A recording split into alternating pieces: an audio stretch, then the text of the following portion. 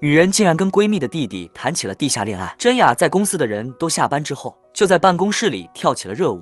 但她不知道的是，她跳舞的画面都被门外的俊熙看了个清清楚楚。真雅开心的跳舞的时候，突然传来了声响，吓了她一跳，急忙躲到了桌子的下面。接着她抬头往外看去，发现外面的人是俊熙。真雅看到后觉得非常尴尬。俊熙进来之后就帮真雅处理工作，两人在工作的时候也打打闹闹的，你追我赶的，两人都非常开心。这个时候，真雅的同事突然回到了公司，真雅也给他打掩护，让他在这边好好待着，不想同事误会他们两人的关系。真雅也及时的拉住了同事，然后就把同事送了回去。等真雅回来之后，俊熙看到她之后觉得真的是太可爱，但没想到的是，前男友把她又约了出来。他们见面的地方竟然是她与新欢经常去的饭店。真雅非常生气，回去的时候还跟闺蜜吐槽。闺蜜坐在俊熙的副驾驶，大声的斥责真雅，说她太蠢，不要管渣男怎么说，她就不应该做任何回应。俊熙越听越感到担心，他害怕真雅再一次受到伤害。而此时，男友正在可怜巴巴的祈求真雅能够再给一次爱他的机会。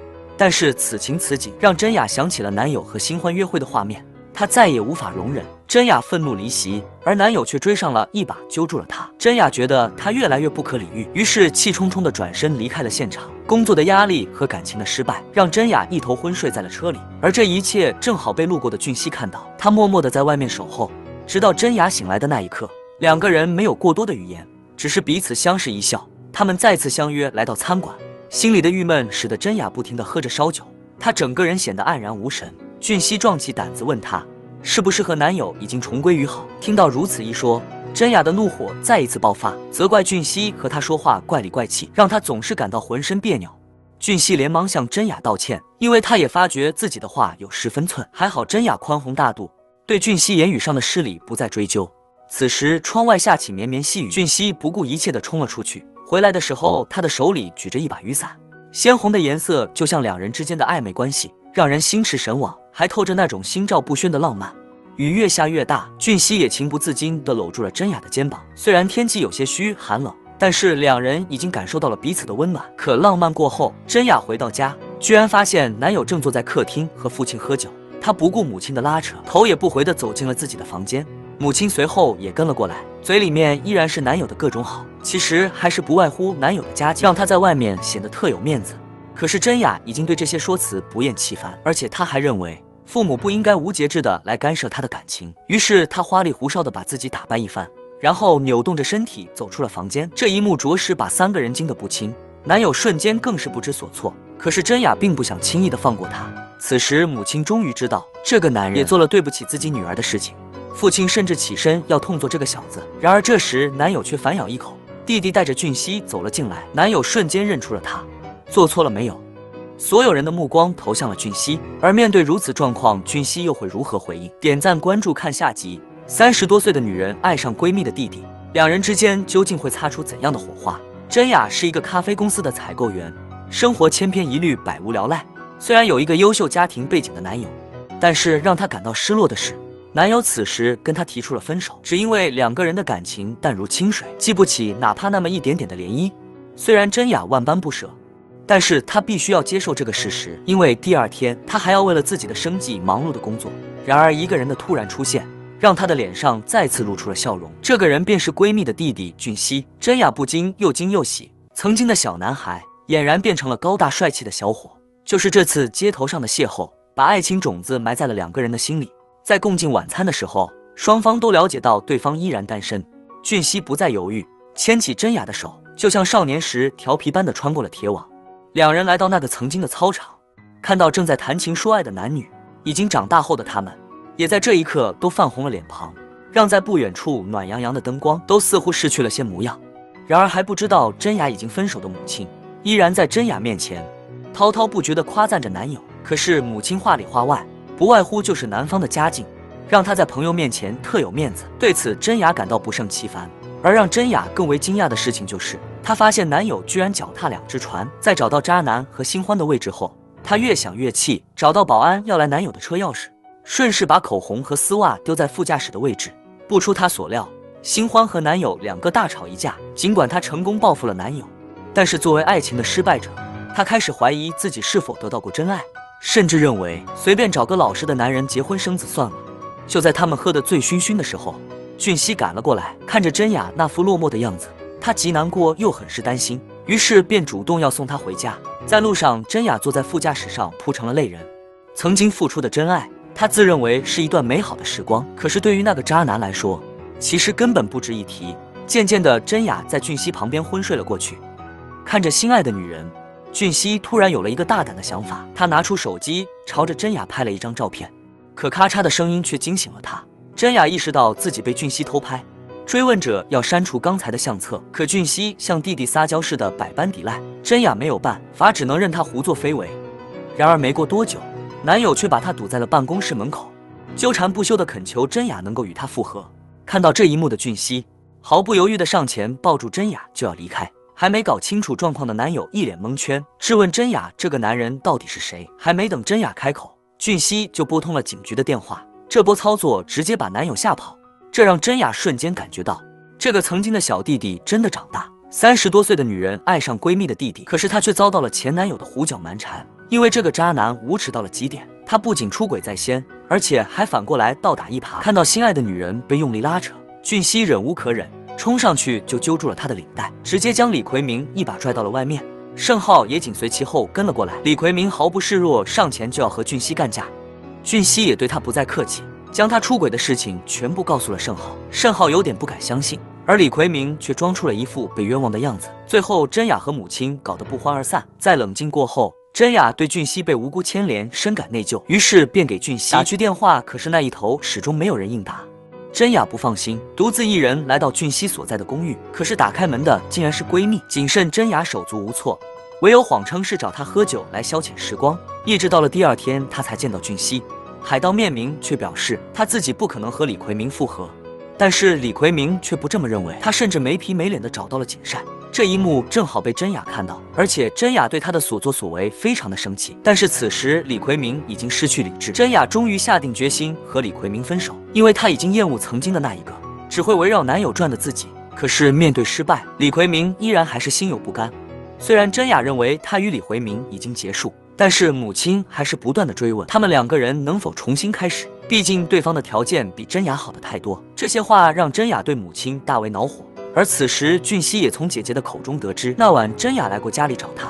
俊熙不再犹豫，直接就奔向了去往真雅家的方向。在楼下正好看到他正在扔弃旧物，而那一把为他们遮风挡雨的红伞唯独被真雅留了下来。两个人都明白彼此已经互深爱意，所以他们做了情人之间都会做的事。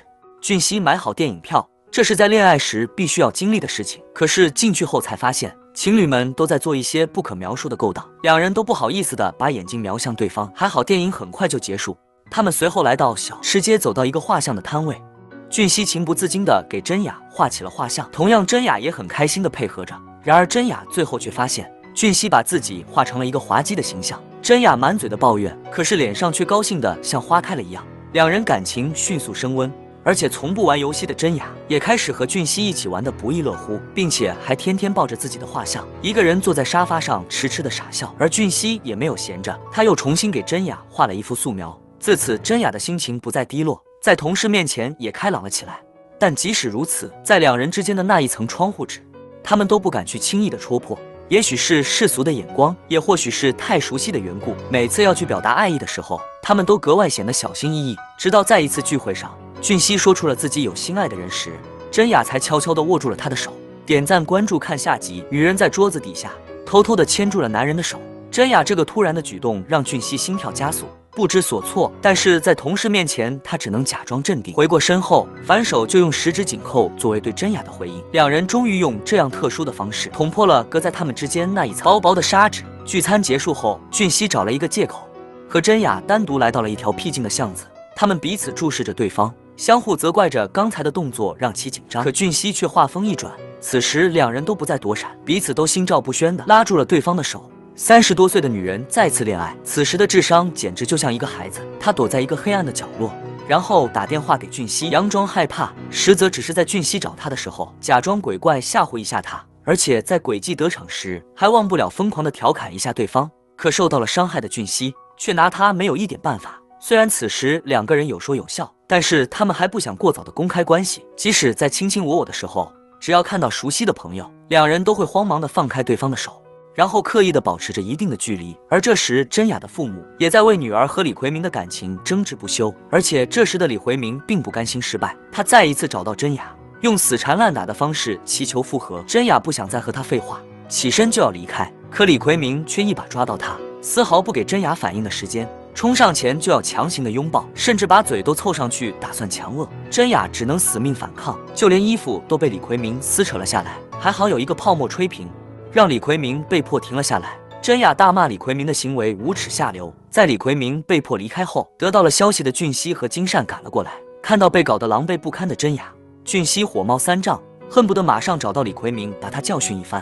金善更是想要报警，他要让那个渣男付出应有的报应。可真雅却不愿把事情闹大，只求平平安安的把大事化小。而此时的俊熙也非常懊悔，因为他没有办法时时刻刻的来保护自己的爱人，现在的他也只能用一个拥抱来表示安慰。但是为了保证真雅的安全，俊熙开始每天接送她上下班，然后带她来到海边，一起在那里看灿烂的烟花。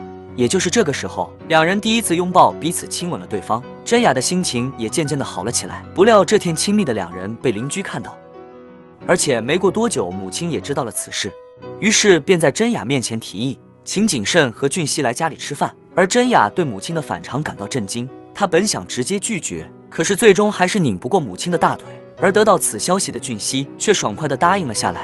反而到了家庭聚餐的那天，真雅自己表现得非常紧张，而且俊熙还故意走到她的身后，无情地进行了一番嘲讽，又一次把话题扯到了李奎明的身上。即便真雅尽力阻止，但是这个话题还是打开了母亲的话匣子。但是母亲依然不顾真雅的反应，继续在那里不停地说着李奎明。真雅不想再听下去，便找借口把喝醉的景善送到了车上。到了第二天，趁着景善外出，俊熙把真雅约到了家里。这个30岁的女人终于和小男友约会了，他们早已对彼此渴望至极。可是真雅却总认为这样犹如20背着父母在做坏事。俊熙可不这么认为，他早就如饥似渴，情不自禁地把身体凑了上去，温柔地吻住了真雅的嘴唇。可是正在两人如胶似漆的时候，突如其来的手机铃声把两人吓了一跳。真雅不知如何是好，担心井上看到熟悉的环境后会怀疑起他和俊熙的关系，于是夺门而出，然后找了一个自认为安全的地方。真雅心慌意乱，就连说话也开始支支吾吾。为了不被看出破绽，他只有胡乱找个理由结束通话。而另一边，因为俊熙的游戏设计师工作，母亲总认为他并不靠谱，奉劝盛浩少与他来往。可是盛浩知道俊熙的厉害，所以他对母亲的言语很是不满，根本不由得母亲把话说完便起身离开。此时真雅依偎在俊熙的怀里，喝着红酒，看着电影，好不快活。他们打情骂俏，慢慢的便缠绵在了一起。这注定将是一个不明的夜晚。春宵过后，看着自己心爱的女人俊熙喃喃细语。自此以后，真雅都会时不时的从家里偷跑出来，就像所有确定了关系的情侣一样，恨不得能够天天待在一起。他们嬉戏打闹，他们缠缠绵绵，快乐的情侣生活就这么一天天过去。可是在外人面前，他们始终还是在刻意保持距离，尤其对姐姐谨慎。俊熙更是不敢在他跟前说出自己与真雅的关系，这样的态度也让真雅有些失望。其实他很希望俊熙能够勇敢地说出实情，但是他也明白，如果景善知道后又因为此事而恼羞成怒，那么到时连他自己都不知道该如何解释。可是就因为景善不知道他们的关系，才接连的给他介绍相亲的男友，而这些又搞得俊熙郁闷至极。真雅突然意识到，原来俊熙是如此的爱着自己，她激动的都快要疯掉，不由自主的向俊熙要了一个拥抱。之后两人便背着景慎又一次偷偷的溜出了家门约会。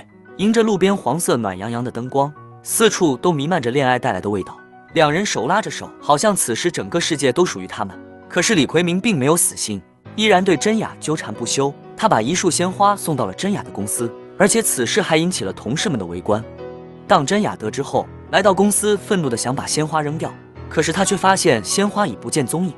后来从监控里他才知道，原来是俊熙提前拿走了鲜花。当俊熙得知李奎明还在继续纠缠真雅，便和盛浩一路不顾一切地冲到了他的家里。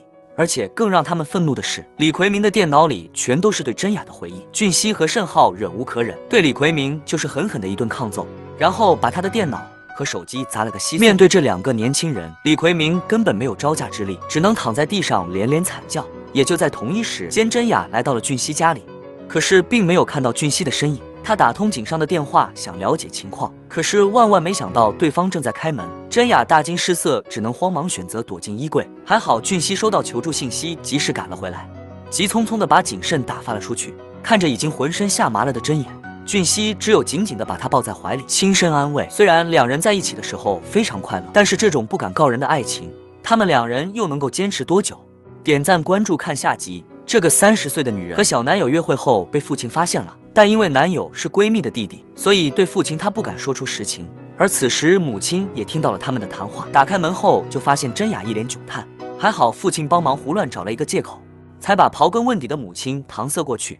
这时正在楼下等待的俊熙发现和真雅一同下来的还有他的父亲，于是慌不择路地躲了起来。真雅摇晃小手示意让俊熙赶紧离开，而俊熙也拿起手开始向他来回比划。自此之后，在漫长的深夜，他们只能通过手机传达对彼此的思念，但是两个人的感情反而在一次次的通话里不降反增。听到俊熙对自己的真情流露，真雅被感动得几乎掉下了眼泪。这段曾经让她犹豫不决的姐弟恋，从此刻开始，她坚信俊熙就是自己的未来，而俊熙也会在每个晚上在床头放着真雅的画像，就好像他始终都在自己的身边一样。或许是对彼此的思念感动了上天母亲，再次邀请谨慎和俊熙来家做客，这也就给了俊熙和真雅见面的机会。可被蒙在鼓里的真雅还一个人闷在被窝里呼呼大睡，在井上的一顿折磨下，便成功的把他拽到了厨房。面对多天未见的小男友，真雅急不可耐地发送秋波，可是俊熙却对她爱答不理，一个人只身走进了房间。真雅感到莫名其妙，只能找个理由背着所有人追了过去。可是没想到一进门就被俊熙紧紧地抱在了怀里，还没等真雅把话说完，俊熙就情不自禁地将嘴唇贴了上去，两人嬉戏打闹玩得好不快活。可是外面突然传来了开门的声音，真雅大惊失色，用力把俊熙从床上甩了出去。还好真雅眼疾手快，并没有引起谨善的怀疑。然而在吃饭的时候，谨善告诉大家，真雅的一位女同事看上了俊熙，而且在不停地拉拢他。真雅不由得看了俊熙一眼，然后把自己的手伸到了桌子底下。真雅露出满脸的坏笑，而俊熙也不示弱，在众人面前连连夸奖对方漂亮。可这时母亲说道：“真。”这些话都透露出母亲对俊熙家境的不屑，这让真雅非常不满。可是就在她要爆发的时候，幸好谨善和俊熙及时阻止，连忙示意她不要冲动，这才让她慢慢的恢复了理智。几天以后，俊熙在和真雅约会的时候，终于说出了想让真雅认识他的朋友。真雅虽略显犹豫，但是最终她还是答应了下来，这让俊熙高兴的控制不住情绪，不由得疯狂的亲吻真雅。然而这一幕又恰巧被真雅的同事看到。面对同事，真雅不得不将自己的恋情如实告知，而且同事也为她能够找到真爱而高兴。自从答应俊熙要见朋友后，真雅开始每天坚持锻炼，在网上学习化妆的方式跟穿衣搭配，这种诸多在家里面的异常，甚至都让父母对她有点不认识。俊熙更是忍不住的对她调侃了一番。可是真雅的美丽已经让俊熙的年轻朋友黯然失色，他们不断夸奖真颜，羡慕俊熙有如此漂亮的女友。在得知真雅的年龄后，朋友们都很是惊讶，万万没想到真雅已经30多岁，然而她看起来还是如此的年轻，甚至在玩踢足球的时候，体力上根本就不输他们这些年轻人。之后两人告别大家，单独来到了冰天雪地的世界。在这里，他们享受着没有人打扰的二人世界。在两个人嬉戏打闹的时候，欢快的笑语声充满了整个山林。可与此同时，还不知道他们已经恋爱的母亲又一次找到了谨慎，让其规劝真雅，让她不要再耽误时间，早点找一个男友。而且母亲还观察到真雅应该已经有了喜欢的对象，而此时的真雅依然担心，如果父母知道她正在和俊熙谈恋爱，真雅还是不敢公开他们的恋情。俊熙虽然有些失望，但是他还是给了真雅一个大大的拥抱。然而盛浩还是没有忍住，将李逵明对真雅做的事情全部说了出来。而且在真雅得知俊熙知道此事后，气愤地冲到了李逵明的住处，直截了当地跟李逵明干了起来。邻居们也被他们两人的吵闹声惊醒，然后不假思索地选择了报警。当时好和俊熙赶到警局，直接揪起李逵明就要动手，还好被众人拦了下来。冷静过后的俊熙不想再隐瞒自己和真雅的关系，然后一把真雅抱在了怀里。可是这一幕直接让旁边的盛浩看傻了眼。点赞关注看下集。这个30岁的女人和弟弟的朋友相爱了，可是她因为害怕家人反对，而一直没有勇气公开恋情，直到和前男友被双双送入警局，真雅才忍不住一头扎入了俊熙的怀里。还好在李逵明母亲赶来后，两方经过协商后达成了和解。可走出警局，李逵的母亲却对俊熙的身份产生了质疑。从真雅的口里说出后，盛浩瞬间感到不可思议，甚至在回家的路上都没有和真雅说上一句话。可俊熙知道，真雅的这个选择是无比的艰难。他来到两个人第一次牵手的那个公园，没想到真雅也在那里。俊熙穿过铁网，和真雅紧紧地拥抱在了一起。他现在只能用这样的方式给自己心爱的人一点点安慰。可是盛浩此后的态度总是让真雅感到十分难过。虽然有俊熙的处处关心，但是真雅还是认为俊熙离开后，真雅一个人望着天空。其实直到现在，他也不知道该如何是好。真雅在当初做李逵明的时候，自己的手机也不慎被摔。可是当他要买一个新的手机时，服务员却告诉他，真雅没有办法，只能离开。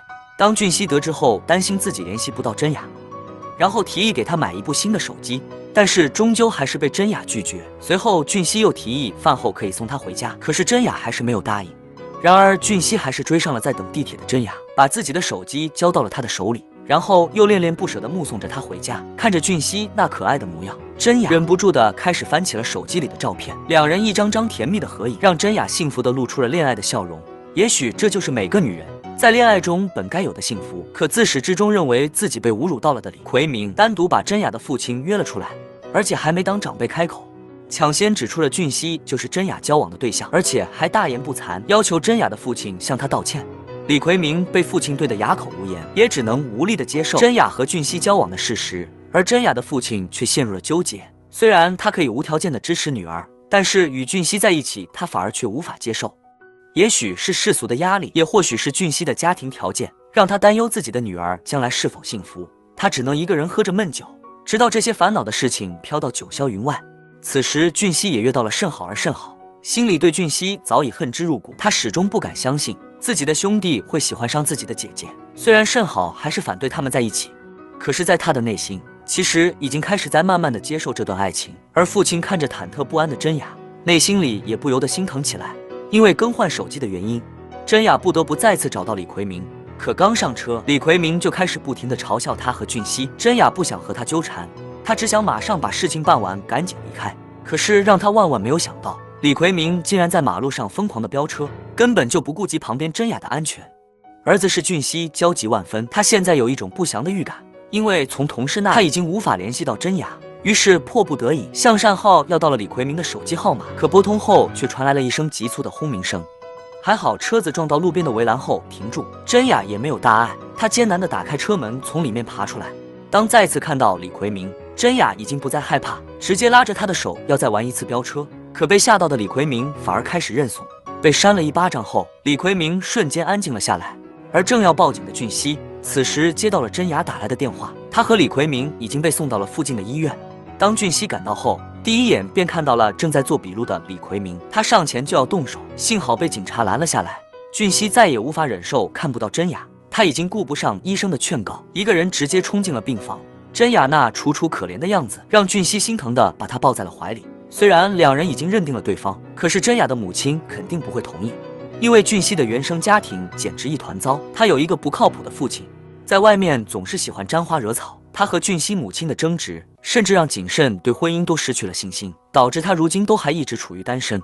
如果真雅要嫁入这样的家庭，母亲宁可让她一辈子孤身一人。在医院，真雅看着俊熙为自己忙得不可开交，整个人都陷入了深深的自责。他知道自己不应该悄无声息地去找李逵明，更不应该因此而导致这么严重的后果。真雅真希望俊熙能对他一顿臭骂，这样的话他心里或许能好受一些。俊熙这时把车停到了路边，欢喜之间两人重归于好。因为睁眼不愿意让家人看到自己受伤，所以他已经找了理由告诉了母亲自己有可能不会回家。听到这些，俊熙不再犹豫，把车子启动后便是向了自己家的方向。可是在这个夜晚，两人还是因为恋爱的观念产生了分歧。经过这次事故后，李逵明比原来心平气和了许多，他对真雅不再像那样发了疯似的死缠烂打。从此之后，他们也即将开启各自的另一段人生。心事重重的真雅一个人走在回家的路上，这时俊熙骑着自行车突然冲到了他的前面，就像那次街头的美丽邂逅。真雅又一次笑得像花开了一样，两个人再一次追逐着大闹着。不知道从何时开始，他们彼此都已经无法离开对方。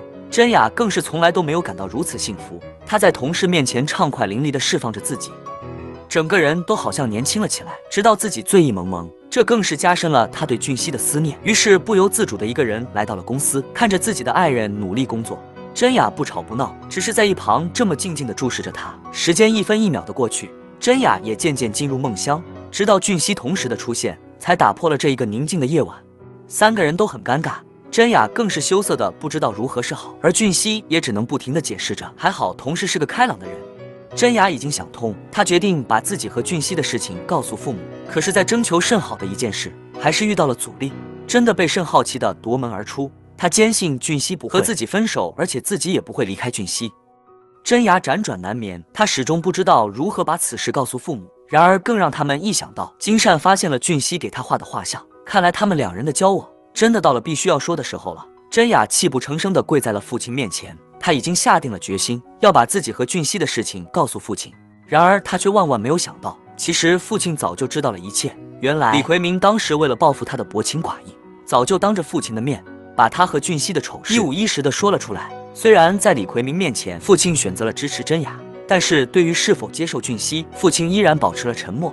然而看着女儿现在哭得梨花带雨，他的心终于软了下来。可是俊熙这时却没有选择和真雅一起面对，而此时景山也看到了真雅的画像，他不敢相信自己的弟弟会和自己最好的闺蜜恋爱，于是便找到俊熙想要得到答案。可是俊熙却在他的面前支支吾吾，始终不敢承认自己和真雅的关系。因为俊熙从小就没了母亲，所以真雅的母亲就一直把他视为己出。在一次与盛浩检查身体后，真雅的母亲还不断催促俊熙找个女友，可是他不会想到俊熙早就已经和真雅谈起了恋爱。俊熙心中尴尬，他上前想要把所有事情解释清楚，谁知却遭到了盛浩的阻止。俊熙只能退了回来，把刚到了嘴边的话又咽了回去。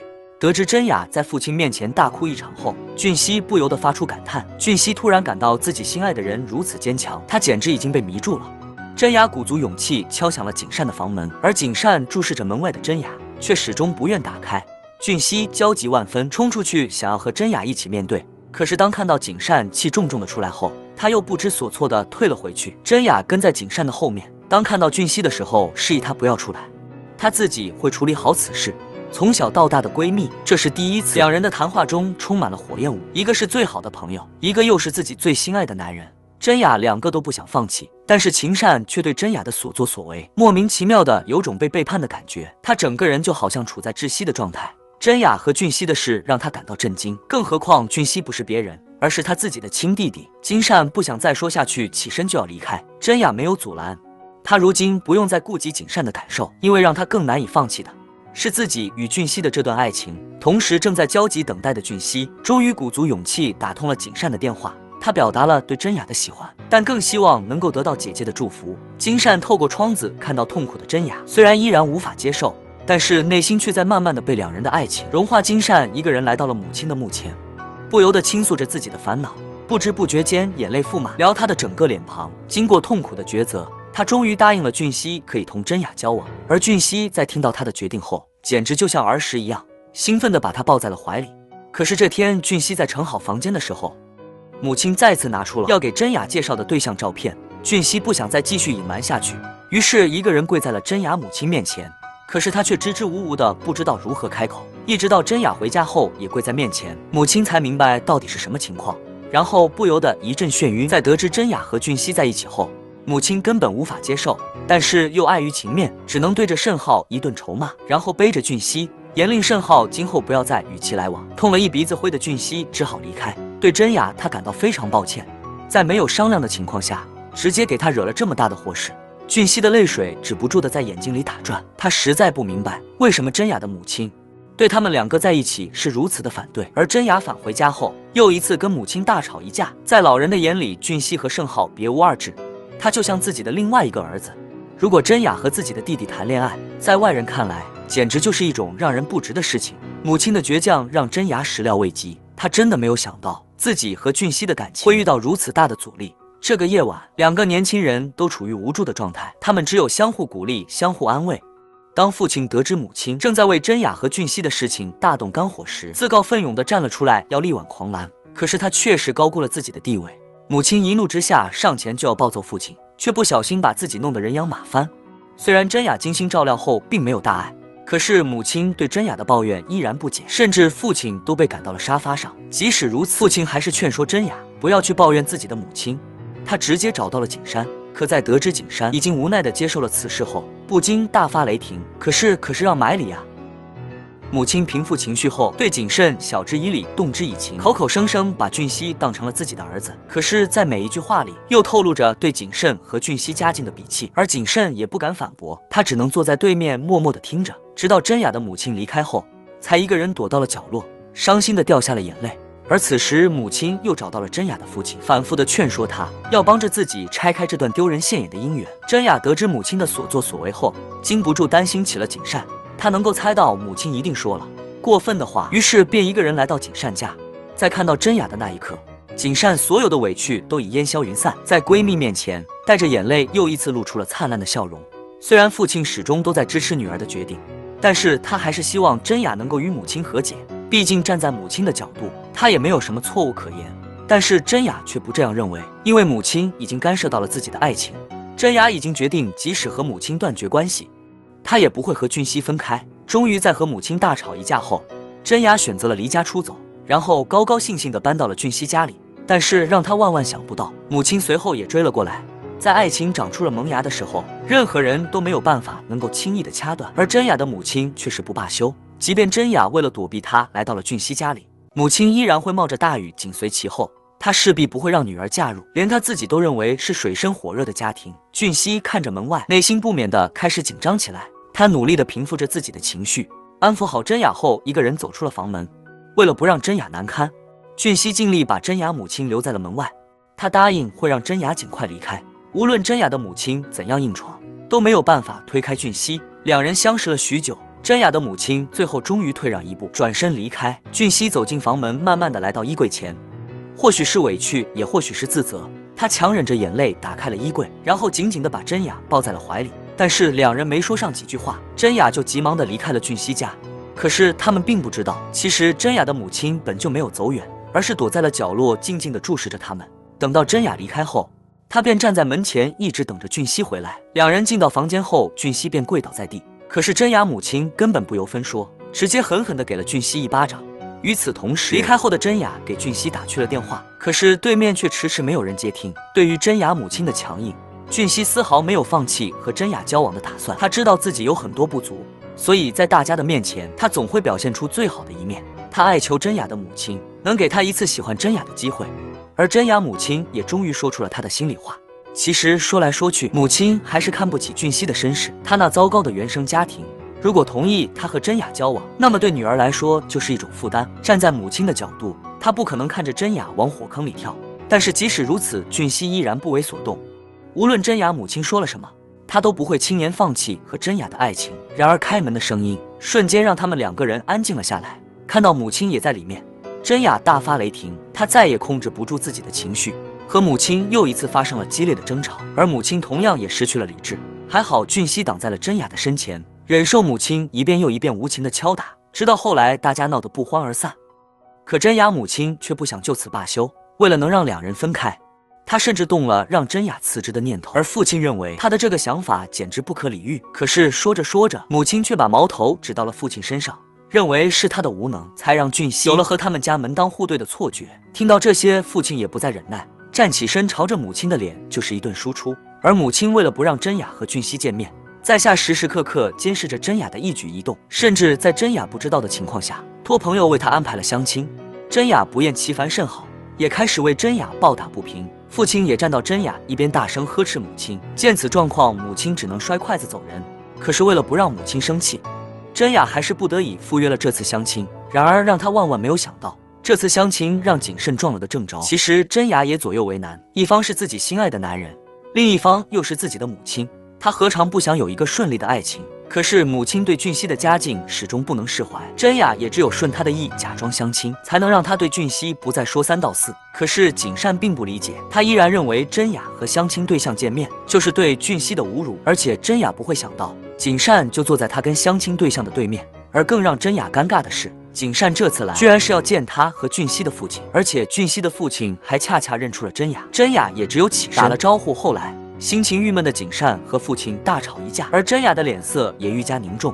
而这时相亲的对象似乎也看到了其中的端倪，于是，在离开的时候问景善。很快，真雅母亲就从媒婆那里得知，相亲的对象前来抱怨，是一个叫景善的女人搅黄了他和真雅2个人的相亲。听到这些后，真雅母亲暴跳如雷，简直气得上气不接下气。而此时，景善也把俊熙叫回家，斥责他爱得如此卑微，竟然允许自己的女友出去相亲。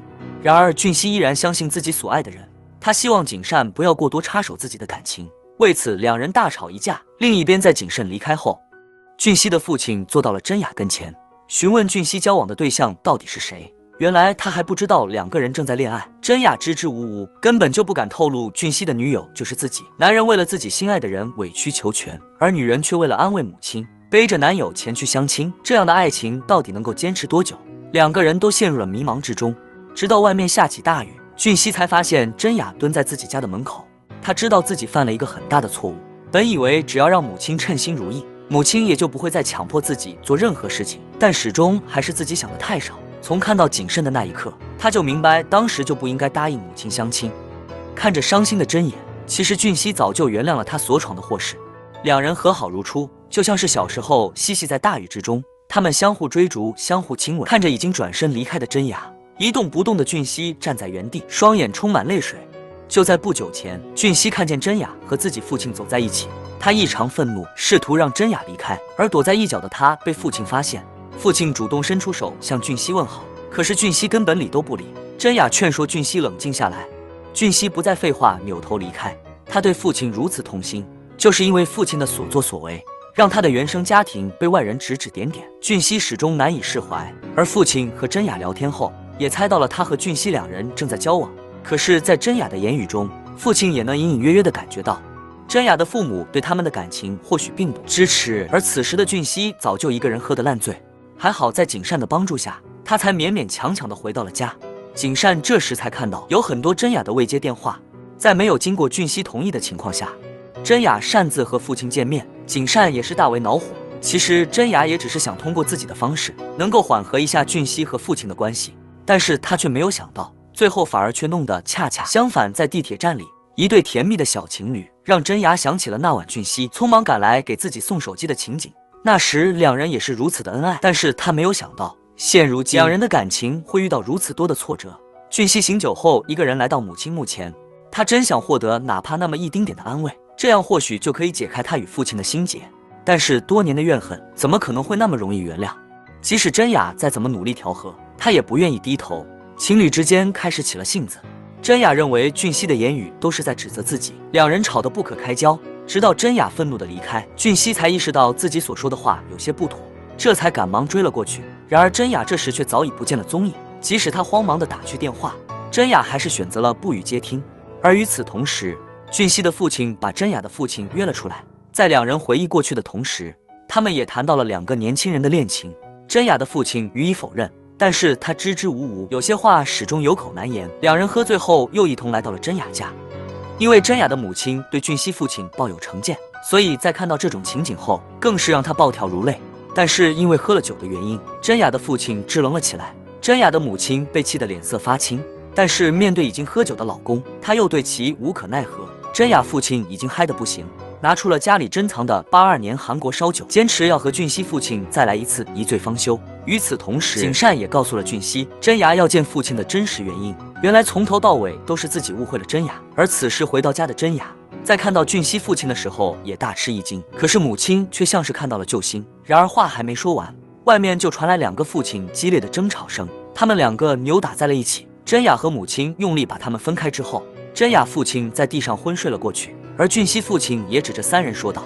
俊熙父亲说完后，一头扎在沙发上呼呼大睡。此时俊熙和静再也赶了过来，看到这对姐弟后，真雅母亲不再忍耐，听到真雅的母亲说了如此侮辱人的话，请善意实在忍无可忍。还好俊熙的极力劝阻，才让他憋着没有爆发出来。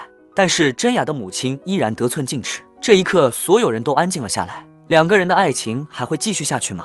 点赞关注看下集。因为母亲的反对，已经受过了指责的真雅，终于向俊熙提出了分手。哭红了眼睛的她，把自己一个人关进了房间，而俊熙却不想这样轻易放弃。他用力敲打着门，希望真雅能够打开。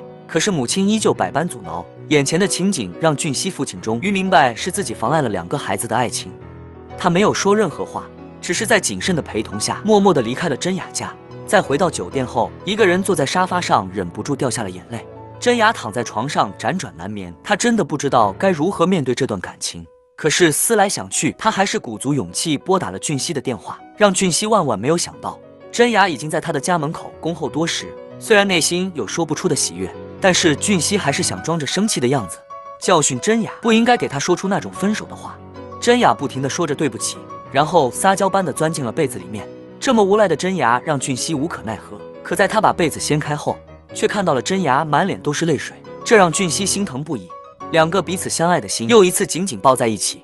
在真雅的努力下，俊熙终于答应了去送即将离开的父亲。虽然依旧没有言语上的交流，但脸上那冰冷的表情已不复存在。真雅有意给2个人留出了相处的机会，但是多年的隔阂还是让俊熙始终无法开口。而最后，父亲终于打破了沉默，终于在离别的时候，父子2个情不自禁地拥抱在了一起。看着远离的父亲，俊熙也流露出了些许的不舍。真雅看到这些，为俊熙的改变感到很是欣慰。可是真雅母亲昨晚的态度，还是让谨慎久久不能释怀。金善愤怒离席，而俊熙却毫无办法。他知道真雅母亲的话非常过分，但是只要自己的家庭环境没有变化，换做任何一个母亲都会说出那样的话。即使获得了真雅父亲和甚好的支持，真雅母亲也不会答应2人交往，因为她只希望自己女儿能够嫁一户好的人家，然后能够过上一个好的人生。而此时真雅却告诉父母，母亲虽然非常生气，但是真雅已经拿定了主意，现在无论母亲在说些什么，而对她都已经无济于事。可是高昂的租房成本马上就让她感到了生活的不易。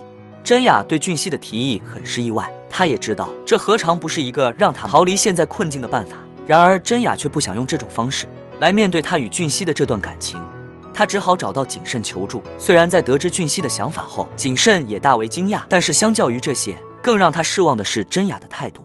面对真雅的各种说辞，金善不想再聊下去。在他看来，真雅根本不值得俊熙付出那么多的感情。真雅欲哭无泪，她也不知道自己这样的选择是否正确。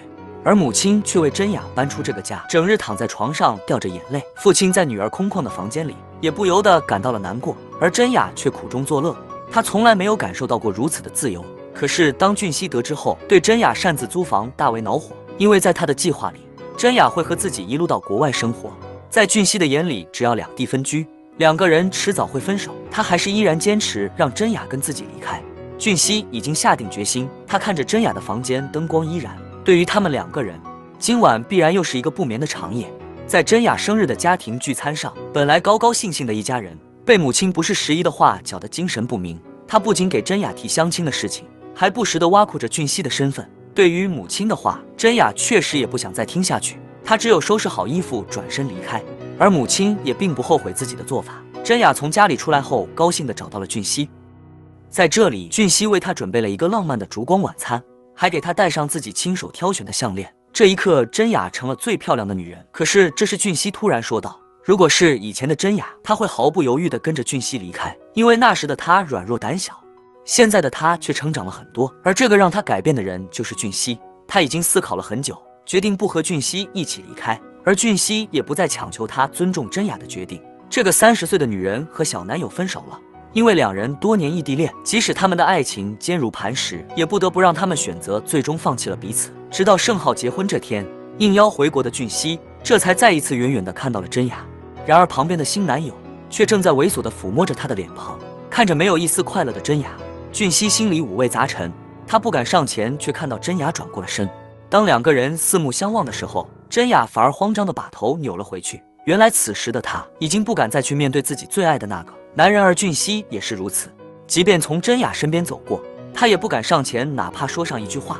然而已经失魂落魄的真雅早就被朋友看在了眼里，他实在不知道该如何处理自己和俊熙的感情。即使他们已经分开很久，但是突然的相见却让他想起的全是2人曾经的美好。但是他必须要压制内心的冲动，即便和俊熙相遇，他也要扭过身，假装互不相识。但是看着渐渐远去的俊熙，真雅还是控制不住自己。然而当他追到门外的时候，心爱的人早已不见了踪影。如果当初自己不那么倔强，俊熙也不会和自己走到这种地步。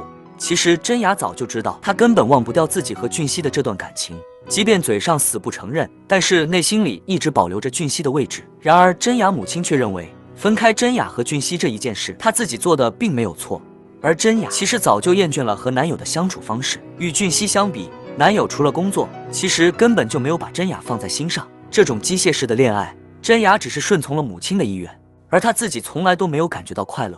真雅主动找到了景善，自从和俊熙分手后，他们两个人见面的机会也屈指可数。她想回到从前，回到那个无话不说的闺蜜面前，而此时景善却提到了俊熙。她已经知道两个人曾在盛好的婚礼上见过，可是真雅却不愿意谈起这个话题。金善其实也非常后悔，如果当初他不反对的话，真雅和俊熙也不会像现在这么痛苦。然而话还没说完，俊熙就走了进来，场面一度有些尴尬。真雅想起身离开，却被金善拦了下来。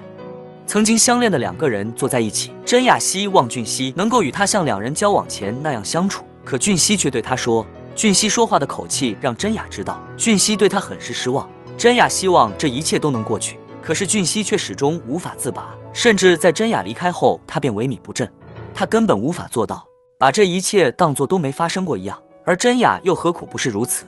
爱情到了刻骨铭心的时候，剩下的也许就只有痛苦。为了减少对彼此的伤害，真雅做出了一个大胆的决定，与男友分手后辞去了工作，然后一个人搬到了济州岛。虽然遇到母亲的强烈阻止，但是这一次她坚决的要选择自己的生活方式。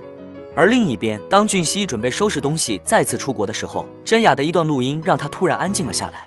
这时的俊熙已经无法控制自己，他找到真雅的住所，然而此时这里早已人去楼空。俊熙这才从世豪那里得知，真雅已经一个人去了济州岛定居。俊熙不想再错过自己和真雅的人生，在他的意识里，没有任何人能够替代真雅的位置，而真雅又何尝不是如此？经过百般的磨难，家人的反对，两个人终于在这里重逢，今后迎接他们的必将是一个幸福的未来。